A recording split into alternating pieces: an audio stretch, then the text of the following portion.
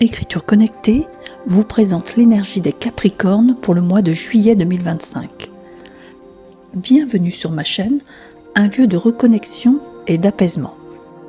Voici un texte vibratoire et son analyse métaphysique. L'addiction du ciel. La régénérescence est une action de grâce et s'obtient en recalant le négatif à sa juste place. Pour devenir un ange, vous donneriez tout, ce que Dieu peut prétendre vous accorder. Se donner en pâture n'est pas une justification, à moins que vous ne sautiez dans le velours de l'amour. Les conditions de reconnaissance sont vulnérables et doivent encore être voulues pour pouvoir se déterminer. Le savoir qui se meut devant votre porte se précise quand votre singularité est prise en compte. Les couleurs de ce mois vous donnent l'occasion de révéler l'arc-en-ciel qui sommeille en vous. Vous êtes des êtres d'une grande valeur, comme le prétendent les étoiles. Vous donnerez ce reflet d'unité. Dans tous ces états qui soufflent le chaud et le froid, pour trouver enfin le centre où la paix règne. La suggestion, la meilleure, semble se faire dans le rêve, un endroit si peu familier pour vous.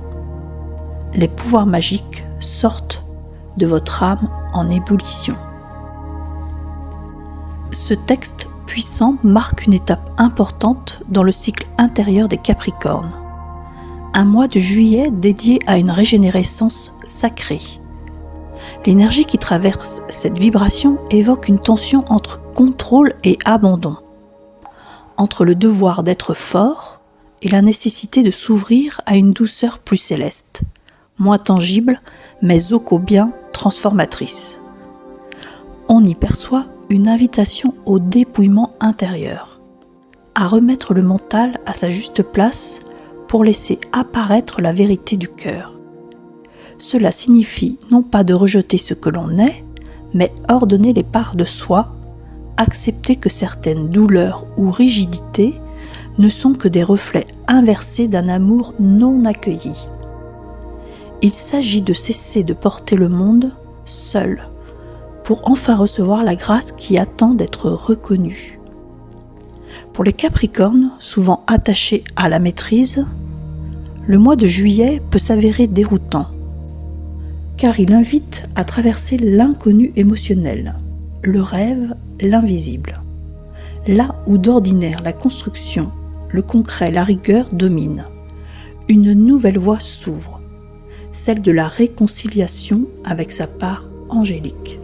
Cette capacité à aimer sans se sacrifier, à donner sans s'épuiser. L'arc-en-ciel mentionné dans le texte est la métaphore parfaite. Il symbolise l'harmonie entre les extrêmes, le retour de la lumière après l'orage. Il s'agit donc d'un mois de transmutation, où chaque émotion, chaque épreuve peut être transformée en puissance créatrice, à condition d'oser la sensibilité, d'oser la vulnérabilité comme un levier de grandeur. Dans cette alchimie intérieure, la magie personnelle refait surface, non comme un pouvoir extérieur, mais comme une vérité enfouie qui se révèle dans l'intime. C'est par l'acceptation de cette lumière unique que le Capricorne entre dans sa majesté véritable. Non plus celle des sommets atteints par l'effort, mais celle du rayonnement issu de l'unité intérieure. Je remercie chaque Capricorne qui, à sa manière, cherche à comprendre, à ressentir, à grandir.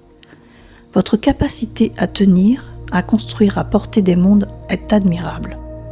Mais votre plus grande puissance réside peut-être aujourd'hui dans votre capacité à vous laisser porter par le souffle du ciel, à vous ouvrir aux rêves, à recevoir sans vous méfier.